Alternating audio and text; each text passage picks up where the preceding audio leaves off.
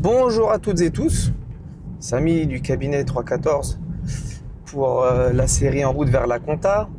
Bon, maintenant ça fait déjà un certain nombre de vidéos que j'ai sorties. N'hésitez pas à mettre en commentaire si jamais vous avez d'autres questions ou d'autres thèmes. Et je les traiterai. Alors, la vidéo du jour, elle va traiter de la responsabilité limitée parce que souvent, quand je parle à des clients, surtout des novices ou des jeunes entrepreneurs ou ceux qui veulent se lancer, quand on va leur parler de responsabilité limitée, ils vont pas forcément comprendre ce dont il s'agit. D'accord ? Donc, quand on parle d'une SARL, quand on parle d'une EURL, quand tu parles même d'une SAS, une SAS est aussi une société à responsabilité limitée, même si c'est pas écrit dans le nom de la forme juridique. Donc en fait, qu'est-ce que ça veut dire la responsabilité limitée ? Alors, quand on crée une société, on crée ce qu'on appelle une personnalité morale, une personne morale.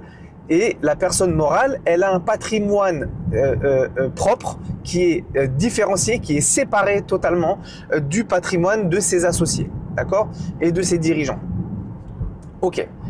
Ce qui fait, c'est la raison pour laquelle, quand vous avez une SARL ou une SAS ou quoi, et que cette société, elle a de l'argent, cet argent-là, vous pouvez pas le prendre n'importe comment parce que, pour la simple et bonne raison que cet argent-là n'est pas le vôtre, c'est l'argent de la personnalité morale. Ok.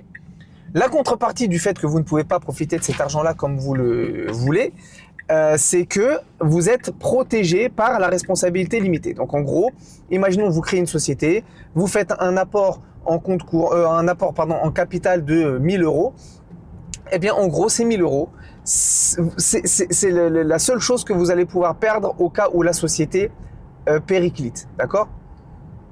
Maintenant, attention. Donc, en gros, on dit que ce sont des sociétés à responsabilité limitée. Donc, la responsabilité, la perte que vous risquez, elle est limitée à vos apports en capital.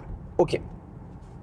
Maintenant, attention. Ça, c'est la définition générale. Mais il y a quand même un truc qui est important à savoir et que beaucoup de monde ignore ou n'en a pas conscience, c'est que pour être protégé par la responsabilité limitée, vous devez respecter vraiment toutes les obligations qui sont liées à cette société-là. Faire les déclarations de TVA en temps et en heure, faire les liasses fiscales et les déposer aux impôts en temps et en heure, déclarer l'impôt sur les sociétés en temps et en heure. Si vous faites tout cela, là, votre responsabilité, effectivement, elle sera limitée à vos apports, c'est-à-dire à ce que vous avez mis en capital. Par contre, si jamais vous ne respectez pas ces obligations-là, à ce moment-là, ça pourrait être considéré comme une faute grave ou voire même une faute lourde, une faute de gestion en fait. Et si c'est le cas, si jamais la société s'effondre, vous faites une liquidation judiciaire, vous devez de l'argent aux impôts, à l'URSSAF ou à d'autres personnes, bon en général les autres personnes, ce qu'on appelle les créanciers chirographaires, c'est ceux qui n'ont aucun privilège. Ceux qui ont le privilège, en gros, vous avez les salariés, vous avez les impôts, vous avez les cotisations sociales, les organismes sociaux. Tout le reste, en général, sauf certains cas particuliers, ils sont pas du tout privilégiés. Et si vous les plantez, vous les plantez. Mais si jamais vous devez de l'argent aux impôts, aux organismes sociaux ou aux salariés et que vous avez fait une faute de gestion à un moment donné, eh bien la responsabilité limitée, elle pourra sauter. Et si ça arrive, c'est pas cool du tout, hein, parce que ça veut dire que vous allez être amené à rembourser jusqu'au dernier centime, même jusqu'à la fin de votre vie s'il le faut. Donc clairement, la responsabilité limitée, c'est top, mais par contre, pour y avoir droit, il faut pas oublier que vous devez absolument respecter toutes les règles et toutes les obligations liées à la gestion d'une entreprise. Respecter les délais et tout. D'accord ? Donc pensez à ça.